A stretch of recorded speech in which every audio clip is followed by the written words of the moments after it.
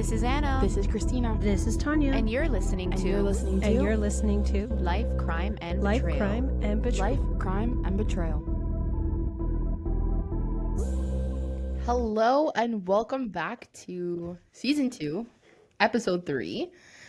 We are still on the Italian series, so if you've been listening, just to recap, last week we introduced you or talked about the Vatican girl, a little bit of a cold case there, and this week we're bringing it a little bit closer to home for one of our hosts today, so I'll turn the floor over to her and let her do her thing. Wait, since it's Italian. Buonasera, buonanotte, buon pomeriggio, Ciao. beepity boppity boop. Pasta.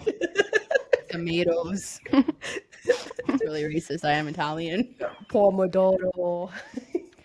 That's gotta be Luigi. Mario. All right, we're done. No, we're not done. that's gotta be the best intro ever that we've done so far. Film that. Oh, Keep it yeah. on a loop. Yeah. That's how we should use our intro from now on. Instead of like the ones we have, we should be like, hey, I'm Tanya. With the hands. Hey, I'm Christina. Hey, I'm Anna. And the viewers will be like, they're the most whitest people I've ever seen. All right. So spill the beans. All right, so today... Or the tomatoes. Like, No, we could spill the beans. We could spill garbanzo Yeah. beans. Hey, yo, bobbity boop. gabagool. Okay, sorry. All right, we're done. We're done. Okay, so thank you. Spill the pomodoro. Andiamo. Let's go. Okay, so today we will be looking at a tragic case that has haunted Italy for decades. The mysterious death of Donato Bergamini, also known as Dennis Bergamini. Dennis was a young, talented footballer who seemed destined for greatness, but in 1989, his life came to an abrupt and suspicious end. His body was found in a rural area, seemingly the victim of a traffic accident. But as investigators dug deeper, they uncovered a twisted web of lies, conflicting evidence, and unanswered questions that would turn this case into a national mystery. Was it suicide, a murder, or perhaps something darker, more sinister? Today, we're going to explore the shocking details of the case, unravel the theories, and revisit the twists and turns of an investigation that is still far from over. So buckle up for a true crime story that will leave you questioning everything. And now, why don't you tell us why this is so familiar and so close to you? Wait. I feel like you just have to clarify that when we say football, we're not talking like American football. No, we're talking soccer. We're talking about soccer. Soccer, yes. Soccer. So this is close to home because it took place in Cosenza, Calabria, and both of my parents are from there, and my mom specifically knew him, was acquaintances with him, is still friends with a lot of people that he was very close with. So this case is very close to her, and it's very important to her, so that's why I picked it to cover it today. And what's awesome about this, listeners and viewers, is that Anna was able to actually interview his best friend. So some of the details that we get into are actual factuals. Correct. I'm not going to give too much information on him or his name. I don't know if he really wants to have his details out there, but I did get a lot of information from him on this case. Ready? It's a cool bird's eye view of it, so it's interesting. Bird's eye view, more like first-hand experience. Experiencia. I don't think that's a word. Isn't that how you say experience in Italian, or is that just my nonna just... I haven't reached that part in Duolingo yet. Fair. All right, let's go. Okay. So Dennis Bergamini was born on April 9th, 1964 in the picturesque region of Emilia-Romagna in northern Italy. Raised in a working-class family, his love for football ignited at an early age, and what began as a simple passion soon transformed into a relentless dream. Dennis' versatility on the field was remarkable, equally good in both defense and attacking roles, but he was particularly renowned for his boundless energy, speed, and relentless work ethic. As a young player, Bergamini honed his skills in amateur teams across the northern part of Italy, including clubs like Emilia, Imola, and Russi. His raw talent and drive caught the eye of Cosenza, a struggling team in need of reinvention. So in 1985, at just 21 years old, Bergamini was signed by Cosenza in hopes that his dynamic playing style would help turn the club's fortunes around. By 1987, Cosenza's football team had made a remarkable turnaround, fighting for a coveted spot in Serie A, which is in Italy's prestigious top-tier league. Serie A is home to some of the world's most legendary clubs, so we're talking Roma, Inter Milan, Juventus, where the country's best talent competes at the highest level. So just a little breakdown because my dad is like an avid Juventus fan. So you have Serie A, Serie B, Serie C, and Serie D. Obviously, Serie A, top tier. Serie D is more for the lower level teams who don't perform as well. If you finish in the top three of each league, I guess, you move on to the more higher one. The bottom three will then move lower. So that's just And for those who don't know what Serie A is, just a translation, it's Series A, B, and C. correct. And it just wants to Italianify all I this do. stuff. Yes. So Dennis Bergamini was the heart of the resurgence for Cosenza, and his skill, dedication, and passion for the game pretty much brought them to a well-known and amazing team at that time. Let me tell you now, they ain't so good, and they haven't been good for a very long time. I was gonna say I haven't really heard of like the Cosenza team. Yeah, no, no. That's why my dad's from Cosenza. He goes for Juventus. So his playing style, marked by technical ability and intelligence, indicated that he was destined for a brilliant career. But what truly set Dennis apart from his peers wasn't just his on field prowess, it was his warm, approachable personality. Despite his growing success, he remained humble, grounded, and earned the respect and admiration of teammates, coaches, and fans alike. His easygoing nature and ability to connect with everyone, both on and off the field, made him a beloved figure in Cosenza and in Italian football. He wasn't your typical football player full of ego and showmanship. Instead, he was actually quiet, reserved, and dedicated to his craft. I asked my mom about him as well, and she actually said the same thing. She described him as being very to himself, but she was like, he was smart, intelligent, he was kind. You wouldn't know that he was famous. She was like, he was just such a warm person to be around. And to be honest, she said she almost had a crush on him, but I think she did. Just the way she He's was really talking cute. about I him. was gonna say that. He's Here I'm very looking good at like the images, and I'm like, oh, it's so cute. He's very cute. I agree. Christina, search him up. I'm gonna search him up, eh? Donato Bergamini. He is very cute. He's very cute. But your mom has a type though, because he has the same features as your dad. I honestly, I was thinking the same thing. Yeah, Literally, same features as he's- Roberto. They look identical. yeah. Except is my Roberto's dad was never long-lost famous, brother. but my dad's a baker. But he's Isn't so he cute? cute. He's so cute. You could definitely tell he's from the north. Oh, 100%. Yeah. Yeah. Okay. Which even continue. then in itself is a little bit of a culture shock. I feel like the northern Italy is so different from southern Italy. Oh yeah. Oh, yeah. yeah. Poor guy. So Dennis Bergamini, for many years, had a complicated and tumultuous on and off relationship with Isabella Interno. Their connection began through a man named Francesco, a local with a criminal background, who introduced Isabella to Dennis. It's important to note that Isabella's family allegedly had low links to the mob. So they didn't have big connections or anything like that. However, they do say that they were like in the bottom level, and basically they weren't straight shooters. They had some suspicious things going on, but it wasn't confirmed that they were particularly like in high ranks in the mob. You know, my favorite thing about like Italian killings, now that we're going through this season, is that everything is linked to the mafia. It's true. No comment. We should get background music, you know, and play Scarface.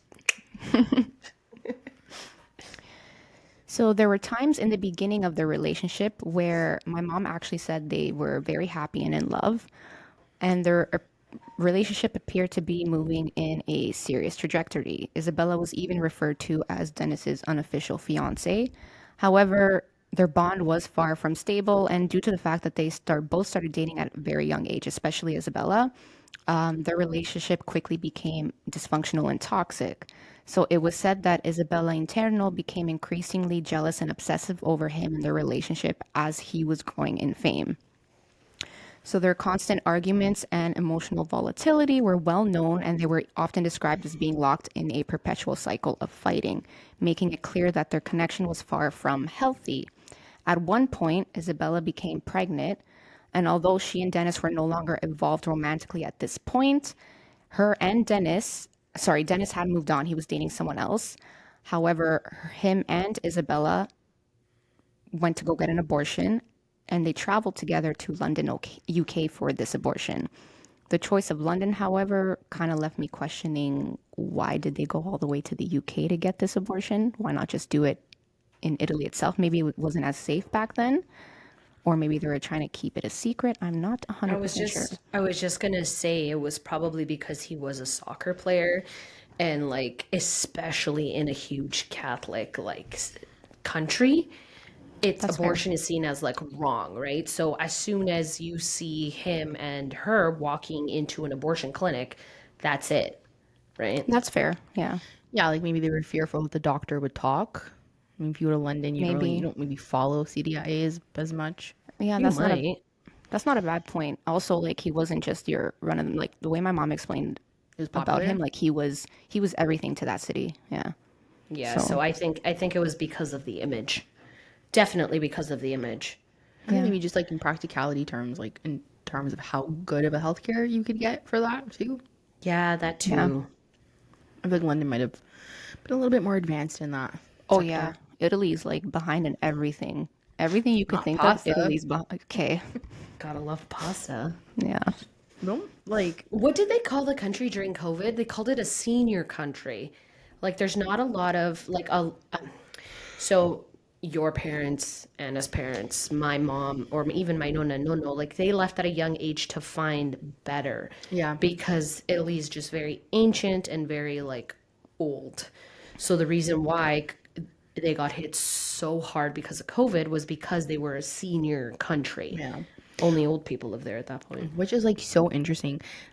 Especially now more than ever, am I very very proud to be a Canadian. But when I think of life in Italy, like I would just so enjoy like a cappuccino So would on a I. random Tuesday at 1 o'clock in the afternoon. You Yeah, know, but it's sorry, go ahead. sorry. No, no, go ahead. It's yeah, it's a different lifestyle. Like Yeah, here in Canada, and I'm go go sure, go. honestly, I'm sure it's the same in America and it's the same in a lot of countries. It's very much work, work, work, where so we work to live. Whereas I feel like countries like Italy, they live for themselves. Like we Yeah, Yeah, in literally, Europe, yeah. yeah, they All enjoy of Europe, life. all of Europe decides to do like the siestas and everything.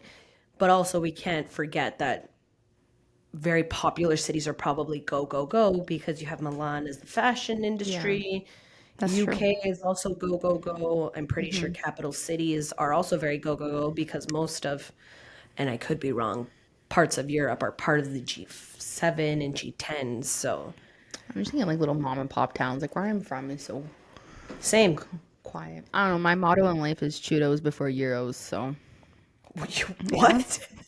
Churros Churros before before Euros. Euros? Wow. Fiesta, fiesta, repeat. Been to Spain once. That's my mottos now. Churros before Euros. Anyways, I'm like my students get But off track churros, just like that. but churros are not like Spanish. They're South American.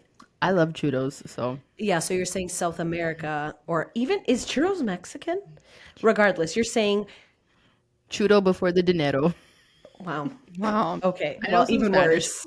but Wow. dinero means money, no? Yes. Yes. I wasn't sure. It didn't even rhyme, but Didn't anyways. start my Sorry, do. off track. Back on track, folks. Okay. So before we dive deeper into the heart-wrenching details of Dennis's death, I want to highlight a few critical facts that I believe will help you better understand the situation. These details are important for you ladies, the viewers, listeners, as they provide context that might help explain the chain of events leading to his untimely death. So we're going to rewind to about a week before his passing. several people close to Bergamini had started to notice some strange behavior that raised questions. After a soccer match that ended in a 1-1 tie, Donato's father attended the game and had a brief conversation with his son. Donato allegedly told him that he wouldn't be coming home that night. Instead, he had booked a room for himself and his new girlfriend at the Hilton Hotel. But there was something odd about this. He had reserved 2 separate rooms, not one. So it raised the question is why would he do that if the night was meant to be for a romantic getaway for him and his girlfriend? And I have a theory on this. She snores. So my theory is he was meeting Isabella. That's my theory. With his current girlfriend, like 2 seconds away? No, his current, I think it was a lie. Like he has a current girlfriend, but his current girlfriend was from back home. Oh, but she wasn't staying at the hotel with him? So I think he used that excuse to his parents because at this point he was broken up with Isabella. So he's Yeah. like, oh, I'm going to, Oh, like he just said that his... yeah, okay. but he was going for Isabella. No, I'm not saying to hook up with her. That's not what I'm saying. I don't think that was what it was at all. But I think that maybe they were in an argument. Maybe it had to do with the previous abortion. Like, who knows? Yeah. That's my theory. That's not my theory, but sure. What's your theory? My theory was that he was probably going to hook up with someone, whether it's Isabella, whether it's whoever. And again, it's the image, Yeah. right? Maybe. Yeah, that's not, I didn't even think about that. Because again, we're like from like a Catholic, like it's a Catholic country. And it's what, the 1960s, 1980s, 80s, yeah. right? Sex Good point. before marriage. It's a no-no. Good point, Tanya. Good point. So, fast forward to November 13th, just 5 days before his tragic death. Donato attended his niece's birthday party, and it was there that something unsettling occurred. Around 8 p.m. that evening, he received a phone call that visibly shook him. Family members present at the party confirmed that the phone call had a profound effect on him and his whole demeanor changed dramatically afterwards. Whatever was said during that conversation seemed to unsettle him. However, it still remains a question to this day on what that conversation actually entailed. And then just 2 days before his death, another bizarre event took place. 3 men approached Donato at a restaurant while he was dining, and without explanation, they quickly just took him away. Where they took him, what happened during that time, is not known as well. What was said, again, was not clear. So that mysterious encounter, just keep a pin on it because it kind of goes back full circle.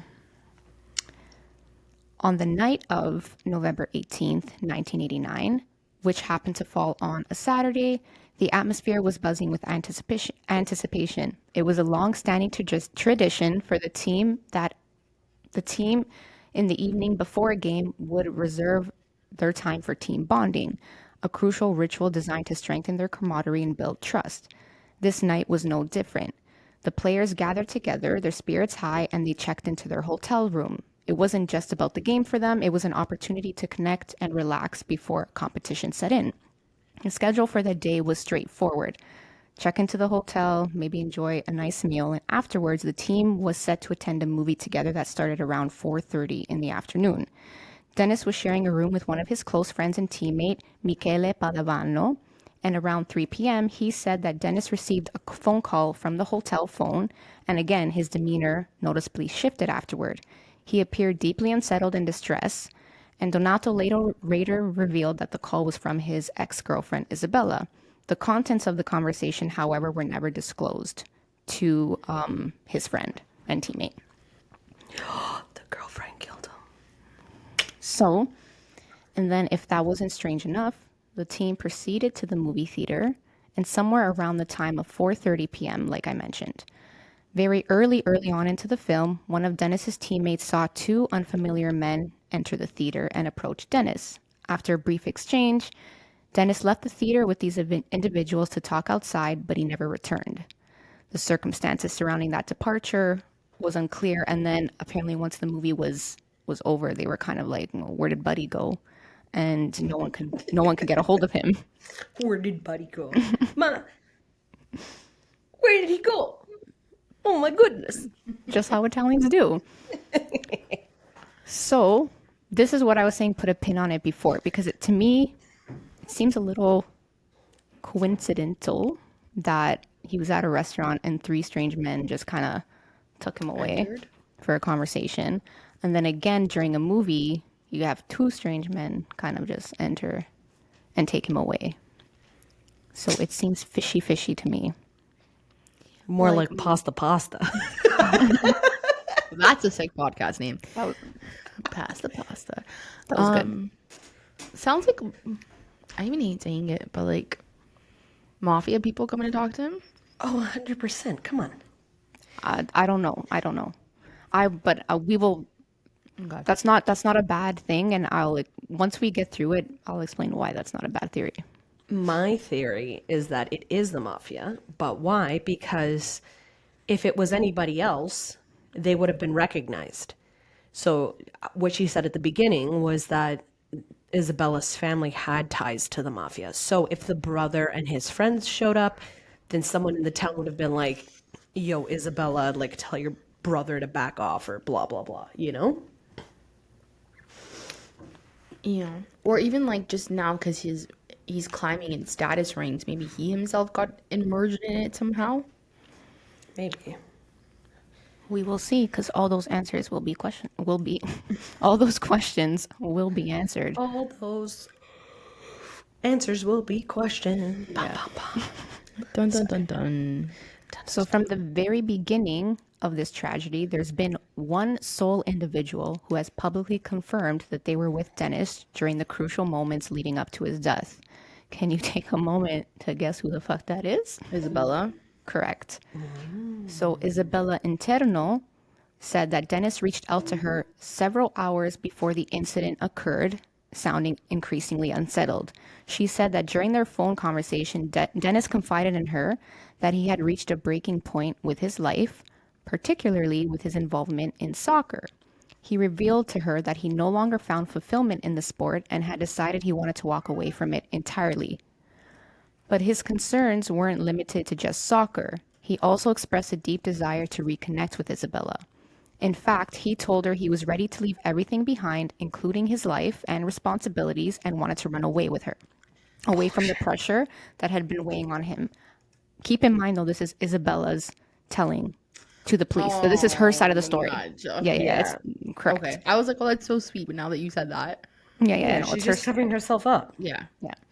So Isabella, shocked but concerned, agreed to meet up with him, and according to her, he came to pick her up in his white Maserati. Eventually, during their drive, she said he pulled over on the shoulder of a freeway, and once they were stopped, he parked his car. They began to talk again, and he was basically very insistent. He's like, "I'm done with soccer. I hate this life. I want you to come with me, but if you don't, I'm leaving regardless." But keep in mind, from everyone who's described him, how the guy I interviewed described him, like he lived and breathed soccer. Yeah, even or your football, mom. So right? then why the sudden shift? Correct. Okay, so, and then she said in this turmoil, he just got out of the car, because remember, they're on the shoulder of the freeway. So she said he got out of this car, and there was a truck that was coming by, and in his desperation, she said he threw himself in front of this oncoming truck, and she explained it that he threw himself as if he was going for a swim. Like, just that's the explanation she gave to the police on he just randomly just jumped in front of this moving vehicle. So Isabella, in shock and desperation, saw her supposed love of her life just commit suicide. So she ran on foot to the nearest store or cafe, they said, and told them to hurry and call the cops as their partner just committed suicide and threw himself in front of a moving vehicle. So keep in mind, at this time, there's really no cell phone. So, of course, she had to go to a store who had a landline. So before I continue, let's play devil's advocate. What's your thoughts so far? Believable? Not believable? Just based on... Yo, who believes this story, though? Not believable. And why are you running? Like, you're on a freeway, so there's other cars coming. There's no witnesses. And the truck driver himself who hit them, he's just chilling. He's gonna be like, yeah, I'll wait. This case has Swiss cheese, like literally a bunch of holes. It is Swiss cheese. Okay, well, we actually like Parmigiano Reggiano, so. I love Parmesan. Wait, but, like, so he gets hit. She runs to a convenience store that has a house line. Is she not factoring in like the truck driver that he comes into play. Okay, go on. Okay. So the police officers arrived at the scene, and obviously Isabella recounted her events. And she explained that Dennis had said he had a happy end life and threw himself onto this truck and killed himself. However, she also claimed that prior to taking his own life, and I found this detail weird, I don't understand why she even mentions this. She said that he told Isabella, I want you to have my Maserati because that was his baby and he wanted her to take care of it. But to me, I'm like, yeah. why, Who believes this? Sorry. why even bring that up? That's such an odd Because she information. wanted to make sure that she got to keep it. That's such a weird thing to Yeah, say. because she killed him in the Maserati. Yeah. She needed to wipe the evidence, so la-di-da. He told me to keep the Maserati, so I'm gonna keep the Maserati. That's actually an interesting take. Did you say that he got killed in the Maserati? No, but I'm saying he got killed somewhere else. She needed to transport the body, so she transports the body on the freeway to frame it as an accident. Interesting. Okay, I now need to know how the truck driver comes into this. Oh, Okay. TPS needs to hire me, man. Toronto police, hire me.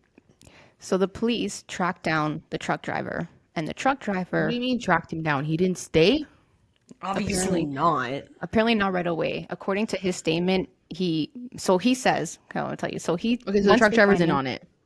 So he says that he confessed that a little before 7:30 p.m., Dennis did in fact throw himself in front of his truck, and he said he dragged his body for about 60 meters, and then his story would like go back and forth. So at one point he said, so he dragged the bodies for about 60 meters, and he said I continued driving, and then he was like after like 10, 15, 20, 30 minutes he decided to like stop, go back. So it was just, so I think that's how they ended up finding him, because I was like, if the truck driver never stopped, I don't know if they would have found him. But he confirms Isabella's story. He says, yes, I hit him. He threw himself, sorry, and committed suicide. Smells like framed. So very early on, the police were quickly on Isabella's side of the story, and they wanted to close the investigation like ASAP. So what I'm going to do now is we're going to dive into the crime scene itself. So if a moving vehicle was to collide with a falling body, there would almost certainly be some form of skid marks on the gravel, as a driver will need to apply brakes to avoid more catastrophic collision, or maybe he's trying to avoid the body completely. However, there was no skid marks at the scene whatsoever, which is highly unusual. Additionally, when a vehicle strikes something as substantial as a human body, it would almost certainly lose some degree of control, and you would see visible damage to the vehicle. How heavy is this truck? Because So- that I'm gonna debunk that. In No, like it 2 was heavy seconds. because it was loaded of thousands and thousands and thousands of kilos of just tangerines and oranges and Okay, yeah. so if you were driving a truck filled with produce, if you're gonna hit a human, it's just basically like it's like your car hitting a freaking squirrel. You get what I mean? No, I get what you're saying. It'll be like a little bump. No, I still think that you would have blood on the car. You would have. Oh yeah, I'm still not. Yeah. but How not fast was a, the truck going? Do we know? not a significant amount of damage to that truck. I was gonna ask, did he have tire marks on him? No. I don't think I'm like thinking, so like you're saying he was run over? Because I'm kind of thinking like they hit him and he goes flying. That's also right. Like if you're hitting a body, most Yeah. likely it's not going to be hit and fall on the floor. Body's going to end up Please don't ask how I traveling. know. especially if you're dragging the body And then you'd you're be behind the dragging- bus. Yeah. So please don't ask how I know Right? this, but upon recent conversations with some people that I've met the last couple weeks, I knew someone who actually hit someone, and they were going like 50, 60 kilometers an hour. And when they tell the story, this person just kind of ran into the street, but because they didn't have time to brake, they hit him going like 50, 60 kilometers, and the said person's body just went flying and then Yeah. landed back. So, and you're saying they're on the freeway, right? And Italians, like, they speed, they have heavy foot. So they're going, what, at least 100 kilometers? And the autostradas don't really have, like, speed We limits. So also let's have factor to- into speed. We also have to factor in if the windshield was like those really old trucks that had the Yeah. flat or it was like curved. Yeah. So Let's see if we can so find what's a the damage picture. on the truck here? There should be, like, a lot of damage. Yeah, so there was like no shattered glasses. The truck had no dent. There was no blood. makes sense. There was nothing of that sort at the crime scene. Then Sure, and the time that he drove away, he probably went to go clean it. or it never happened. Then, if a body were struck and dragged for 60 meters, you would also expect there to be a hefty amount of blood on the scene, at least from him, both from the initial impact and the dragging. It was almost Yo, dragged a yo, kilometer. don't Google the crime scene photos. Wait, is it 100 Oh, kilometers? it's available on Google. I just quickly Googled it. What do you type in? Donato Bergamini crime scene photos. I also have safety search off, so I might. So do I. I like to see all the bad stuff in life. Holy nutcracker. Oh, yeah. And there's one that doesn't even blur out his body. So what Anna's describing is like total, like, okay, so the windshield's flat. There's no blood on the truck whatsoever. Post these. Yeah, there's like not a single scratch on this truck. Wow. Yeah, the scene was definitely staged. Correct. And then on his body, particularly, you're going to be expecting severe damages to his body. Yet the crime scene was oddly clean, and Dennis's body showed none of the unexpected expected injuries that would result from such a scenario. Okay, trigger warning, because I'm about to describe what I'm about to see, and it's very explicit. There is significant damage to the body. His body is like severed pretty much in half. I'm going to explain to you afterwards. I messaged me that photo. I'm not iMessage. I don't have iMessage. But yeah, no, like I'm going to, What did you type in? yeah, I'm going to explain to you Oh, why is it his the one body that's- is like that. Yeah. Okay. Okay, sorry. I laugh when I get nervous and it like things make me very like queasy. Not queasy, but this is how I deal with like looking at very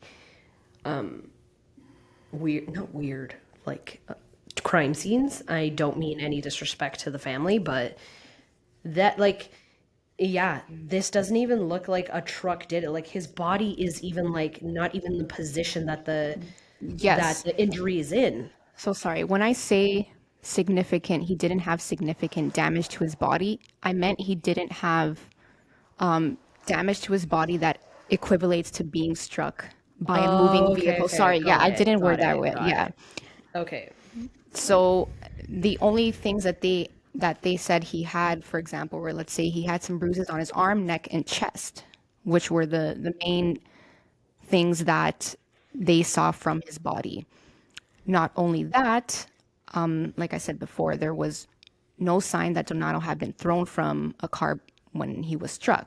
If you look at his positioning or how they described his body, it literally was described as it was just kind of laying on the side of the road. So it almost looked to me that it was placed there after Yeah. the fact.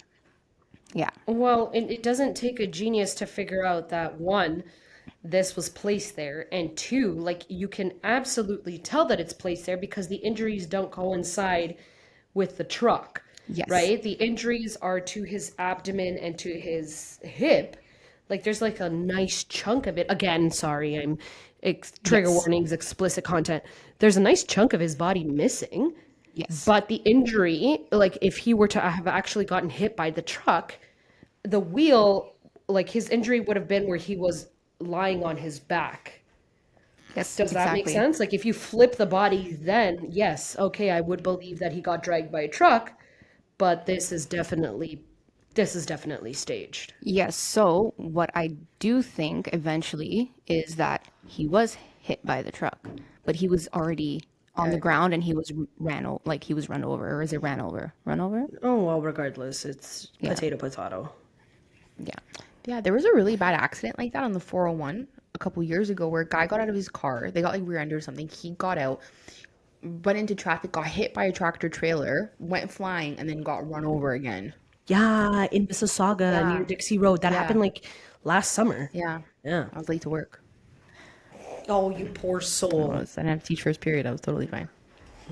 So we just have to keep in mind though, That's so the sad. the one thing that is very odd in this, like if we're going forward as this just happened, it's odd that the truck driver is cooperating with Isabella's story. However, it seems that they have no connection. So Isabella and this truck driver don't seem to really have any connection. if you look at if you're zooming into the photo, you see that there's blood underneath the tire. So Yes. yeah, you're right. Like this was staged, and like I said, it was probably the girlfriend that placed the body there long enough for the truck to drag it. We'll see. Yeah. Oh man. So at this point, Dennis's family, which consists of his father, Domizio Bergamini, his mother, Maria Zerbini, and his sister, Donata Bergamini, were notified of the tragic situation and they had to go to the hospital to identify the body. Oh man, seeing that. Yeah. Oh, The Carabinieri had handed over Dennis's father, all of police his officer for Police. translation. sorry, all of his son's personal effects that were found at the time of the incident. So what was found was 760,000 lire, a check for 10 million lire, which was his last wages and bonuses from his soccer team. That's about probably 5,400 US dollars today. And they also handed Domizio his son's watch he was wearing at the time of the accident. But what you can guess is everything that they had handed to him was perfectly intact. So his The watch watch didn't was, even crack. nope, watch was still working completely fine. So again, if you're struck, most likely What did anyway, you say it was in American? about, I don't know, some website said 520, 5,200, some 5,400, some 5. What are you getting? So lire was 9,000 euro, and then if you convert it, it's 19,000 euro. You convert it to US is 19,000 and change. And just to backtrack for a second, for those who don't know, the lire was the Italian currency before it became the euro. Yeah, correct. Before they joined the. Oh, that's Turkish lira. That's Hold what I on, was, yeah. that's why. Hold on, Italy lira. Was it Turkish lira? No, no, no. Lira was just Italian Lire. lira. Lira. Lire. Yeah, it's not lira, it's lire. Okay, hold on. I'm trying to figure this out. Oh well. Italian media is crazy that those pictures are even like Oh, I agree. out They're there. That would still never up? be on a Oh my Canadian God, broadcasting. Yeah. no. Well, I feel so bad for the family too because if you Yeah. like, why would you even have the crime scene photos up? And again, trigger warning, his body, like his face is there. Yeah, I He's know. doing a picture of his autopsy face too. Yeah, that's what I'm Yeah. talking about. Italian media is wild. Maybe I have like blocks on mine because when I was searching, I didn't get any Yeah, of I'll this pull it stuff. up. Yeah, you do because I have Different no broadcasting blocks. and media laws, I guess. I don't think that'd be allowed here. Well, it clearly is allowed on Google. Jeez. Okay, go. So when Dennis's family arrived at the emergency room to identify his body, they were met with a chilling and unsettling details. A nurse handed Maria his necklace, which again was also perfectly intact, as if untouched by the trauma. But what was also very strange is they repeatedly requested to have her son's clothes returned to her. But by the time they arrived, the nurses informed the family that that wasn't possible because they already had burned the clothes, which is standard procedure, which to me is fucking odd. Why is that standard procedure? Like, would you Yeah, want to that's have their not last artifacts back? not even that, like DNA. Like Yeah. if it's not, I know Isabella says it's a suicide, but if you're an actual like investigator and you want to actually investigate the crime scene, Yeah, that there's still hasn't gone hope. to the morgue. Correct. Yeah. Oh my So God. luckily, a month after Dennis's death, they were able to recover his shoes, which were astonishingly clean with no Course they were. traces of mud or debris beneath the soles. So they got these shoes from Roberto Ranzani, who was employed for the soccer club. I don't know how he managed to get these shoes, but he did, and nicely, like gratefully so, he gave it back to the family. Approximately 10 days after his tragic death, his father, Domizio, requested to be taken to the crime scene. Upon arriving, he was immediately struck by the scene's inconsistencies. He questioned the amount of blood that was present, or lack thereof, and surprisingly, the minimal damage to the crime scene, all of which seemed incompatible with a suicide. What few further fueled his suspicions was a phone call he received from one of the soccer club's members, Alfredo Rende. So Rende told Domizio that he had crucial information and needed to meet with him. However, before the meeting could take place, tragedy struck again. After the final soccer game of the season, Alfredo Rende was traveling in a car and coincidentally, He died in a horrific car crash near the very same spot that Dennis's body was found. What was his name? Alfredo Rende. Spell Rende? Rende. Interesting. Despite all these question marks, the case was literally ruled a suicide within days or weeks, and it was closed. And it was that for probably, we're talking 35, 40 years before it was reopened. They reopened it? So, before we continue on that part, if it was truly a suicide, you have to ask the following questions. Did Dennis show any signs of being unhappy or that he was struggling in the days leading up to his death? See, you can't say that because, like they say, the most depressing people are the happiest people. So when you ask that question, especially, what's his name? He was a comedian. Robin Williams. Robin Williams. Robin Williams seemed like the most happiest man in the world until he committed suicide. Right? I guess, yeah. I Yeah. can get that. That's a tricky statement just because the happiest people can be happy at 6 o'clock and then kill themselves by midnight. Like it's tricky. It is very. Sorry, continue. Yeah. No, I get what you're saying, but I guess when the parents are explaining the following to them, it was just so he was talking about to the family booking a vacation for Christmas because he just received his new wages and his bonuses and he wanted to do something nice for the family. So he was already planning a trip that they could all take together before this happened. And then his soccer teammates were talking about he had this ritual that before every game, he would cut holes in somebody's socks as like a practical joke. And he carried out that very same joke that day that he actually was killed or that he committed suicide. So I guess to them, it was like, maybe it was hard to grasp the suicide because of, first of all, you have all this other details and then you're like, he wasn't showing signs of it as well. But I also get what you're saying. There's a lot of times that you don't necessarily show any signs. So I get it. I think that's what becomes really complicated and the harder part of situations like that, especially if you're a parent, is that, yeah, your kid showed no signs, but people are really good at hiding stuff. They go about their normal lives. Facts. Yeah. So what are the other questions? Okay, so if Dennis's death wasn't a suicide, then you have to look at who would actually want to harm him, as he was universally loved and admired by everyone. I've been thinking that this entire time. Like, what's the motive? Because he already has a new girlfriend at this time, and then the ex-girlfriend now thinks, shit, I let a good one go, or a good one went away, and I can't have money, I can't live a lavish life. So what do? You kill the guy. Kill him? That's so extreme. But yeah, she's the only plausible. So his family, especially his sister, obviously they refused to accept the official ruling and they were fighting for justice for years and years and years. So she was going on every TV station you can think of, every news station. She was organizing rallies. She was doing protests and doing everything in her power to raise awareness and bring attention to her brother's case. However, mysteriously, my mom also said that every time the case would be reopened because of the sister's constant fighting for justice, they would reopen the case and it would quickly get shut down again as the prosecutor investigating would always be reassigned once they gathered any sort of new information.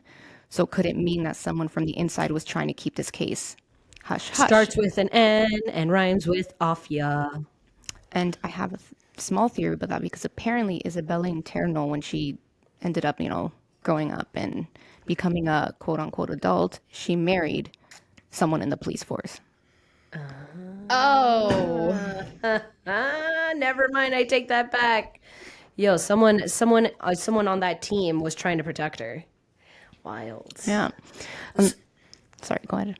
So going back, like if we're gonna compare the Orlandi case and now Dennis, Italian. every time you open something up that even like Robert Pickton, like if you're gonna involve government, that's it, you're toast. Yeah.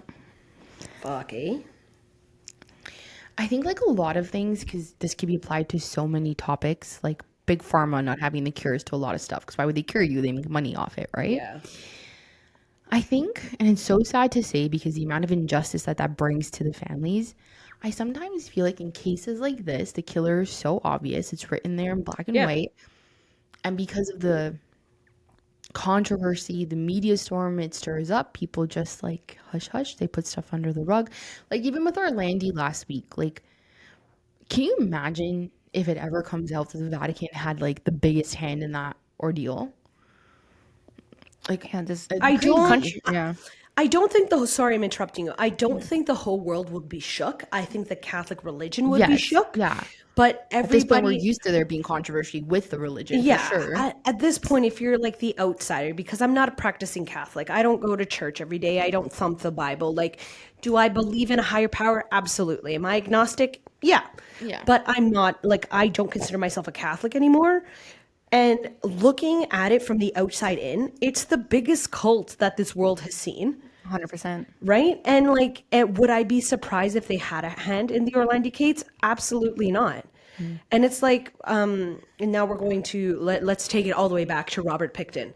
All those families that don't know where their daughter is, their sister, their wife, because they found so many unidentified bodies on there.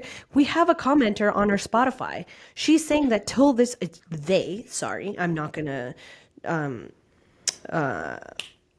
assume their pronouns. They said like the case is still big in BC because nothing has been done. And why? Because like Orlandi, there's government involved, there's police involved, there's higher powers involved, and I don't think we're going to get an answer. And I think this is the same thing too. Like Anna said, like if she did marry, if Isabella did go on, she did marry a police officer, that police officer probably, we don't know, we have to let Anna finish continuing the story, but we can assume he might have been in higher power, that every time something or someone was assigned to the case, he's like, nope, shut it down. It's an easy suicide case. We don't need to open this up again. There's a will, there's a way. That's not to like say that the work that police officers or detectives don't do isn't great work. I think that's such a traumatizing job. But I think like anything, there's definitely shady nonsense going on in the background. Because now you're saying she married a police officer, like the cards add up or they don't add up, or maybe they're adding up a little too well. Well, weird. Yeah. And I'm not saying I'm against authority because my husband is in that field, and I do have friends in that field as well. But some people do ruin it for others. Yeah. And I feel like this yeah. is like one of the cases. There's many cases out there, and like it's sad. It's sad. And all it takes is one person to ruin it. Yeah. All right. Sorry. No, We never go on a apologize. tangent so I love when you guys go on a ramble. It's great. So in 2011, Bergamini's sister, Donata, continuously fighting for justice, hired a new lawyer, Eugenio Gallerani. So after a thorough reinvestigation, he compiled an extensive 200-page dossier, meticulously reconstructing What did you say? Document say? Dossier, you Dossier. English teacher. Zoned out there for a second. Oh yeah, you could tell she's paying attention, eh? No, I know. Fuck. And this dossier meticulously reconstructed the inconsistencies in the original case and introduced new compelling evidence. This led to a breakthrough when the public prosecutor in Castrovillari, the jurisdiction where the initial trial had taken place, was finally persuaded to reopen the case under the suspicion of murder. So in February 2015, following the release of Dennis Bergamini's autopsy photos by his family, which revealed a completely different scenario than what was first in the case originally, the prosecutor ruled that the death could not have been a suicide by truck. In 2017, they finally exhumed Dennis's body. The newly uncovered details of the autopsy revealed more disturbing findings. His toxicology results showed the presence of chemicals in his system. I fucking called it. And you know how a couple of episodes ago I was like, I'm against exhuming bodies? I'm against exhuming bodies if it's unnecessary, like in our cold case. Okay? Yeah, with Cheryl. I'm super against that. But if, like in this case, where you see the body severely damaged, yeah, do it again. Reconstruct the surgery. And it's close in enough that the body will still have some sort of thing. Cheryl Lynn's body shouldn't have been exhumed. Did it say what kind of chemicals? Yeah. So it was uncovered that the substances that were found was most likely chloroform, which is, I weakens the knew body it. So he was knocked and out. basically allows them to pass out. Thus, Bergamini could have become more vulnerable to manipulation. Most significantly, wow, I cannot speak today, man. The We need the autopsy, buzzer. the autopsy revealed that Dennis died from severe thoracic trauma, which is damage to his chest and lungs, indicating a violent and forceful cause of death, most likely suffocation. And remember, originally I said Dennis, I know his body was severely damaged, but when they were looking at his body, if you're thinking about him being struck by a truck, the only thing he really had was bruises on his chest and his arms and his neck, right? So it makes sense now that when they did the investigation again, they found trauma to his lungs, his throat, right? And basically, if he was struggling and he's trying to get them to let go, Defense wounds. His defense hands wounds are on his just hands, his defense wounds. arms, correct. Okay. In light of these revelations, Isabella in turn was placed under investigation for the intent to murder. However, she chose to invoke her right to silence, offering no response to the mounting evidence against her. With this, authorities began to slowly piece together a case centered around her. Although much of the evidence was circumstantial, when you take it as a whole, it painted a deeply troubling portrait of Isabella's potential role in Dennis's demise. The theory suggests that after Dennis was drugged and rendered defenseless, they suffocated him, perhaps with a pillow over or a bag over his head. They then moved the body to the freeway to oncoming traffic and concocted the story of suicide. There were several key pieces of evidence that contributed to this picture. So let's look at the motive. What would be Isabella's motive? So her motive was, as I mentioned before, she was becoming increasingly obsessive and possessive over him. And as Dennis's fame grew, so did the female attention, which seemed to fuel Isabella's jealousy. Also, there was a particularly chilling testimony that came from Maurizio Rocchetti's wife, and he was also a teammate and friend of Dennis's. She recounted a conversation with Isabella during a coffee outing, and Isabella allegedly stated, "If my cousins find out that he left me, he will end up dead, and I would rather see Dennis dead than see him living a life without me." This remark, filled with hatred, suggests that possibly Isabella and someone else may have helped in killing Dennis. The cousins. She definitely had to have help. To chloroform him, you need a lot of strength, especially if he's resisting. And then to even just drag he weighs 100 and something pound guy to her freeway, like, come on, she had help. And if you see the crime scene photos, the truck does have blood on it and it does drag. So obviously the trauma to his abdomen was caused by the truck, Yes. but the defense wounds do click. And it's insane because here I'm about to say something. She tried to baby trap him. She tried to baby trap him. They go to the UK. They get the abortion, and she's like, "Shit! I tried to baby trap him. It didn't work. What are we gonna do now?" She tried. It didn't work. That's a good theory too, yeah. And then during the investigation or the reinvestigation, witnesses did come forward to testify that they had seen Isabella with two men in the same area on the afternoon that Dennis and his soccer team were together the night he went missing, which places her in his vicinity without his knowledge. Perhaps the most damning circumstantial evidence, however, was the fact that Isabella came forward and said she was with Dennis at the time of his death.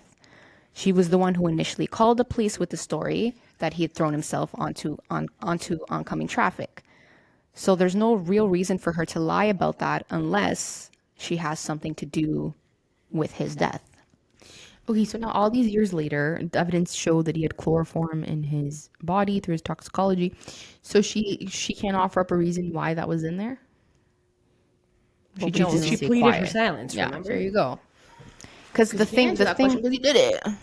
The thing is 100% she did. she literally basically committed herself to this crime because she's the one who came up with a story that she saw him physically throw himself in front of a truck and kill himself, right?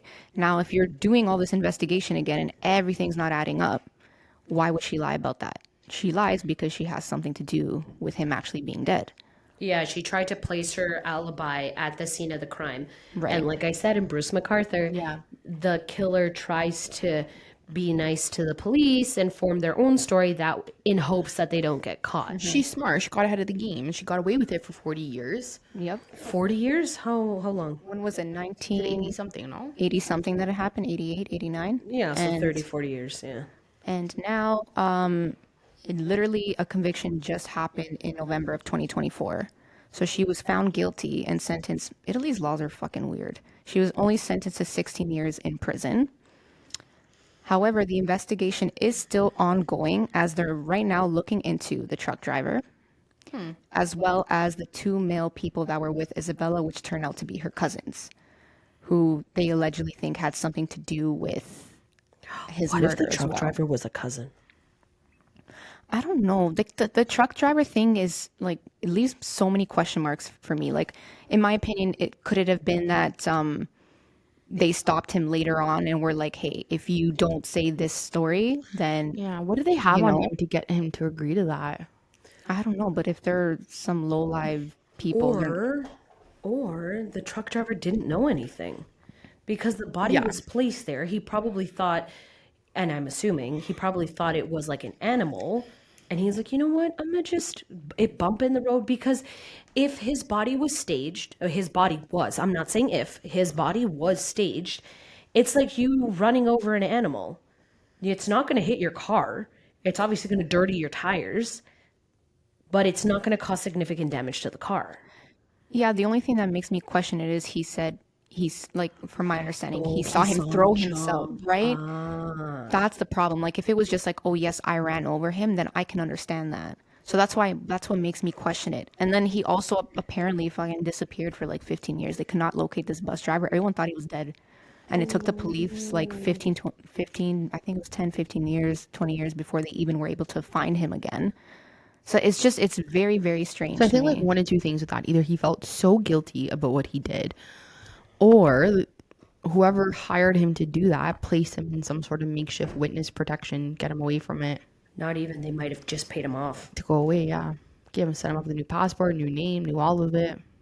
Yeah, that's true. Or he was just suffering from like immeasurable guilt. But What I will say is since this part of the investigation is still ongoing, if I find out, and I'm sure my mom will tell me what happens with the cousins and the truck drivers, we will definitely give you guys An update. an update. Yeah, Wild. that's super bummy. it is. Well, this is the first time that we're immersed into a case that's still ongoing. This is pretty cool. We have immense respect for the family as they are near and dear to Anna's family. And we'll update you all more on the story should we know anything. Hopefully, we do soon enough. I don't know about you girls, but the last two series, like the Canadian season 1 and season 2, because they're the homelands. Like Bruce MacArthur was just up the street from us. Barbie and Ken, like Toronto, St. Catharines. This one coming from Italy, like they hit a little closer. To Yes. They home. do. They do. But at the end of the day, it's just like there's horrible people out Yeah, there. which is also interesting because people who have been commenting on our socials have also said the same thing that they were alive during Barbie and Ken. People from Vancouver have commented about the media attention picked and received back in Vancouver. So it's interesting that it's also hitting close to home for some people who are listening to us. But Well, even my mom had mentioned when she's like, oh my goodness, like the Barbie and Ken episode was really heavy because I remember it plastered Yeah. all over the news. And I'm like, that's my dad said the insane. same thing. Because we can't even like fathom a serial killer, you know, because thankfully technology is like intense now that they wouldn't be able to do that magnitude.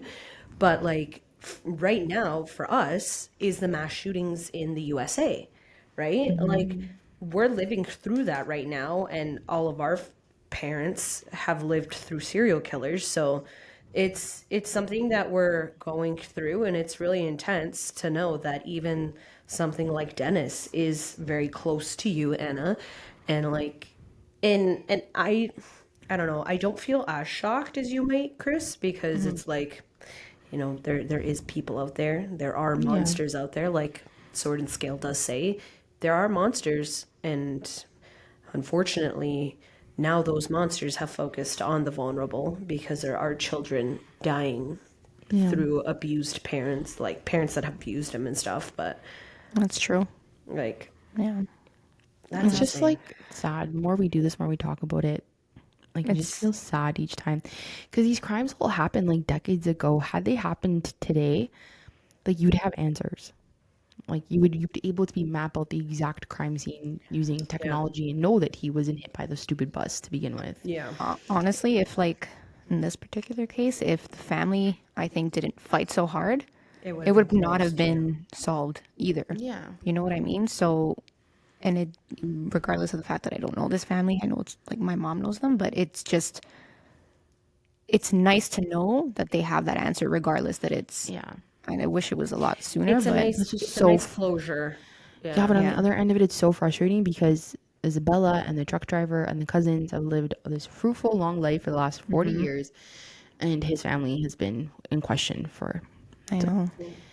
I mean, I'm glad that there a conviction was thrown. It's just it bears the question: is it too late? Like, I don't think it's no, too late. yeah, It's never too late. It would have been unfortunate if this was still a cold case like it was for Cheryl Lynn, like it is for Emanuela Orlandi, that the family doesn't have answers and they have to come up with their own conclusions. You know, like Yeah. Cheryl yeah. Lynn Harper's family is still waiting on it. They formed their own conclusion that Trescott was the killer, but it's clear as day to know that it's not. He wasn't it, But and even in like that case, look, it ruined his life for all this time. it He's did. probably still has people who believe that he was the killer. Yeah. Oh yeah, Yeah, 100%. it's Yeah, so upsetting. I was reading an article the other day that he was given 6.5 mil because I don't know if it was a lady in Guelph that knew him from the case and stuff, and he was pretty much living in hiding in Guelph. And she fought to make sure that his name was completely cleared and not cleared, but like innocent. Wiped. Not wiped, that everyone knew he was innocent and it was deemed innocent by the authorities. And he got 6.5 million from it. It's like no amount of money will bring Yeah. back the trauma that he went through, but at least there's the closure for him on his part to know that he can go out in public and not be humiliated. You know, there has to be some closure, and I'm hoping that Donato's family does get that closure because it's what they need. And bit Yeah. by bit, they are getting it, and Yeah. eventually they're going to piece together Hopefully they get his all of final it. moments. Yeah. Agreed. Well, this was a. That's what. And What? our famous conclusion: I don't know. just don't walk alone. Walk in Paris. Walk in pairs. Watch who you date. Keys between the knuckles. Watch who you decide to consensually sleep in bed with. Oh my God, just don't get out of your car on the highway. That too. Ever. Yeah, don't get out of your car on the highway. If you need to pull over, golden rule of thumb, stay in your car. Yes. Highway, freeway, motorway, autostrada, wherever you're listening from. Yeah. Very true. And Das get Auto. what is it? 366? I was trying to think what's the Life German one. 360. Sorry, Life 360. Yeah, no, Life 360 is wonderful. Yeah. Yeah. All right. Thanks for listening, betrayers. Oh yeah, Wow. I think We're gonna that's what we're gonna call try our to make fan that base, catch on eventually. betrayers. I love that. Adios. See you next week. See ya. Bye. Bye.